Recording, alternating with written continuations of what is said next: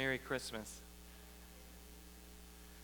From today's collect, O God, who wonderfully created and yet more wonderfully restored the dignity of human nature, grant that we may share the divine life of Him who humbled Himself to share our humanity. Did you hear what we prayed tonight? Wonderfully restored the dignity of mankind, all human nature. Now that doesn't really sound like the wretchedness you hear in Reformed theology. Restored dignity. Well, 'tis the new year, and with this new beginning comes the season of resolutions. For good or for ill, you can thank the ancient Babylonians, no friends of the Israelites, for the practice of New Year goal setting. They are believed to be the first to engage in this activity and possibly the first to hold recorded celebrations of each new year. Dick Clark was present to see the ball drop. That cracked him up this morning. Anyway, their practice was occurring more like mid-March than 1st of January like ours, because it was right in line with when they planted their crops. A lot of the ancient, observances and superstitions were tied to agriculture or nature in one way or another. We still, or I should say we continue that method. You know, our Christian calendar is based on the changing of the seasons as it walks along with especially the first 6 months of the life of Christ. But we don't really emphasize the whole idea of nature like we used to. Well, this year I propose a new approach. In lieu of resolutions, let's have restorations. Now, no, I'm not narrowing the scope of focus to just at-home makeovers or aesthetic surgery. I mean spiritual renovation, the idea of renewal. Now, before any of you rush out of here and tell your friends that Father Chris has denounced the practice of resolutions, please wait with me for just another moment and let me explain. If in your personal piety or self-actualization you find that intentional designs on, weight loss or saving money or exercise or whatever, if those are part of your practice, your piety, well then by all means, please, continue to do so. These emphases are good things. All I'm saying is let's make a little bit of room this year in our New Year planning for the spiritual. And what a better place to find our impetus than in restoration. An idea about Advent and incarnation that we just don't talk as much about. Now, we have referenced Christ's restoring work and its value quite often, but how does it apply? Great, we're restored, but what does that mean and how does it apply? Well, I'm glad you asked. First, we are restored into relationship with God. Now, this is not a new topic from the pulpit here. The objective has always been relationship. It is why God created in the first place. It's the reason for choosing Abraham and the ensuing covenant. It is the necessity of incarnation when that old covenant failed. So, alleluia. Christ's coming to be among mankind, incarnation, is the greatest gift, Christmas gift imaginable. Alleluia. Brokenness separated us from God with no measure on our part sufficient to span the ever-growing gap between our Creator and Creator's creation. However, and strikingly so, the long-awaited Advent crescendo was a babe in a manger. No one foresaw that one. Nobody saw that one coming. But it's the only way it would have really worked. That one way was the only way. Something so innocent, so pure, so vulnerable would be the answer. Wow. And with that, your relationship is renewed. And we now are granted an opportunity, the possibility of the fullness that was intended all the way back in Genesis in the beginning. Wow. let's look at it this way. Have you ever started a project with aspirations of simplicity or accuracy or, I don't know, profundity, only to get off on the wrong foot, so to say? On paper, this was supposed to be a successful, satisfying, and simple project. But instead, you get your teeth kicked in. In all respect and compassion for the good people at St. Michael and Anniston, that was my pitfall. We just couldn't get it off the ground there. It was sort of like running all uphill in knee-deep water. Now, despite all of that, the Spirit breathed as the Spirit can, and the kingdom was advanced. But it was always so difficult. It just never felt exactly right. Defeated and broken, and in a real sense, dead, a restoration occurred. St. Matthew's entered into the picture.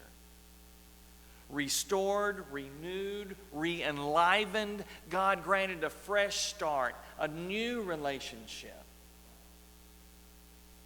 And I was able to come and feel that fullness that I had wanted all along. Merry Christmas. This is a great segue for our second point, because we don't experience this restoration in a vacuum. We are also restored into community. So it's a one-person thing, but it's also an everybody thing. It's individual and it's corporate.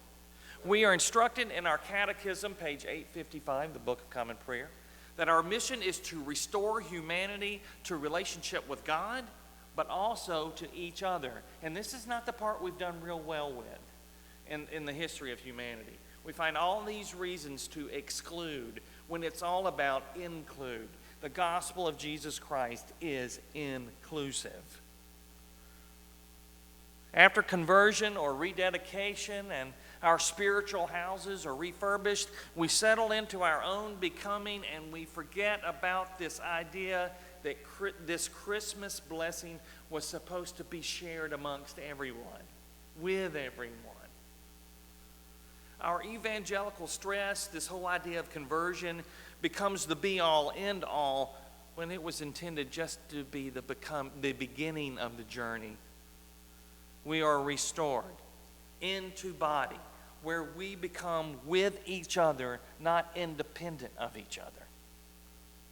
Now, sure, there's a personal impact. That's where it has to start. But that is not all there is to it. The flaw in evangelicalism is all the emphasis is centered on the just converting part, the being saved part. That is just the starting point, friends. It's not the end point. We share with others and grow together, and that is kingdom work. Yes, we reach out to new people, ministering unto them, as well as bringing people into our community. But the emphasis on body must not be underestimated. We are intended to be together. Those who are in this community have gift sets, and those gift sets complement your gift sets. That's not by accident. We are intended, we're breathed in the community, where I can stand alongside of you, and together we're better. You see how that works? It's like missing some of the pieces of the puzzle otherwise. We are intended to be together. There are individuals right now who are being breathed to us. We don't even know that. Isn't that exciting? Someone's coming and they have a gift set, and it's going to fit really well here. And that's the way it was intended from the beginning. I'm talking about all the way to Genesis. That's exciting stuff. Let's look at it a different way. When we were little, my grandmother would give shared Christmas gifts to my brother and myself. Bad idea. The idea was more about economics than it was about, teaching us a good practice of selfless sharing. Well, the outcome for me, being the smallest and the youngest, wasn't so great. After a few scuffles and probably a blackened eye, my brother would get to play with the toy. He was older than I am. And I would just have to wait until he ever until he maybe grew tired of it, or I don't know, was interested in something else. Then I would get it, and then I'd try to hide it from him so that I could play with it longer. You see, this is not working at all very well. It's probably teaching us the antithesis of the idea. Now, she did give some individual gifts as well, like socks. But always the better gift was the shared one. The idea was never that the bigger brother would always have his way or that the younger brother would be excluded. The problem was the application. You see, it seemed lacking. We were supposed to share the Christmas gift. It was supposed to be a we thing, not a me thing. Dear ones, we are together purposefully. We are one. The song by U2, One. We carry each other. We carry each other. We're better together than we are apart. Finally, we are restored into God's will. Our psalm reads that we are happy to dwell in God's house. Jonathan read it for us, or led it for us. The same word used here is the word that Jesus probably used in the Sermon on the Mount, or in Luke's Sermon on the Plain. Anyway, when he said, "Blessed are they who fill in the blank." Blessed are the meek, blessed are the poor, blessed are the, etc., etc., etc. It was this idea of you are blessed, you are happy, you are content when you are like this. It was this whole countercultural idea that Christ had in mind. And so another reading of our psalm could be, how happy are we when we live in God's house? This language continued into Ephesians. Tom read it for us. Now, the idea of house here as well, so you dwell in a house, right? This whole idea of house wasn't intended to be some kind of physical structure, like a temple or a heavenly mansion or something like that. The idea was that this would hit you right where you live. You will dwell into it.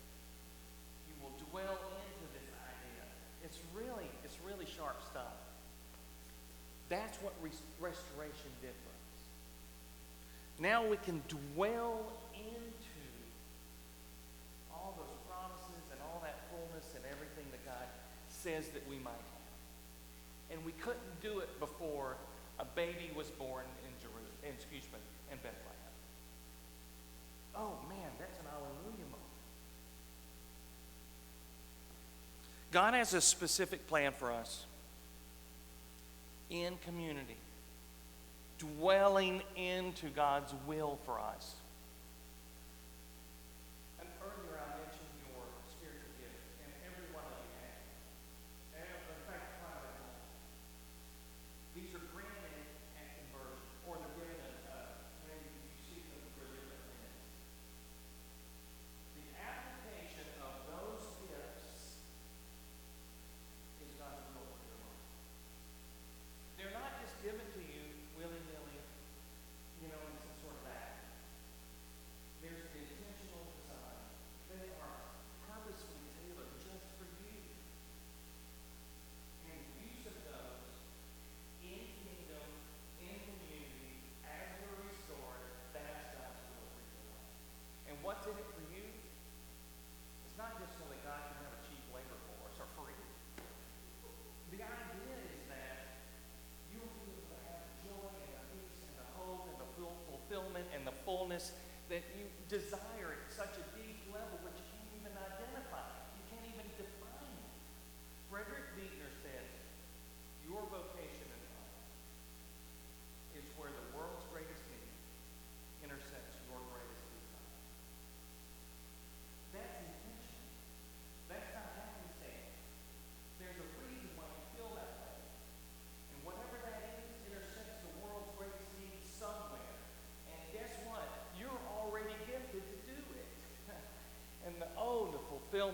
comes with that is fantastic.